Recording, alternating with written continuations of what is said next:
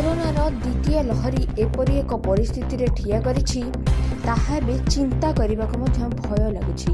कारण आमे निजर किछि प्रियजन को हराई सारे। यही असमय रे कोरोना भली महामारी को भय न करी कोणार्क सत्यसाई सेवा परिषद आवाहक हापी पात्र, संपादक अनिल स्वाइन, साई आयुष, विश्वजीत, ज्योति, गिरिजा, सत्य, बलराम, सुभाषिष समेत उपदेष्टा रामकृष्ण महांती, वामदेव ओ संगठनर समस्त सभ्य और कोणार्क फरेस्ट कर्तृपक्ष और सरकारी उच्च विद्यालयर इको क्लब मिलित सहयोग रे वृक्ष ही जीवन को व्रत करी कोणार्क सरकारी उच्च विद्यालय परिसर रे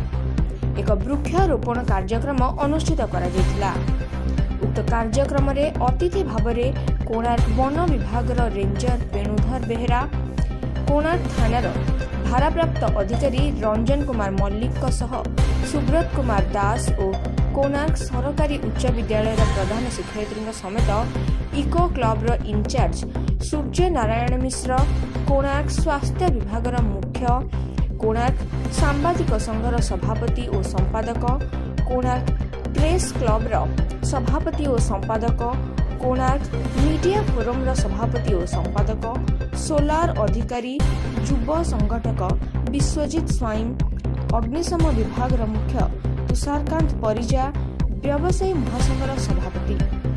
कोणार्क साहित्य संसदर मुख्य महोदय रही उक्त कार्य को सफल करिबारे सहायक होइथिले। Bureau report Utkal media.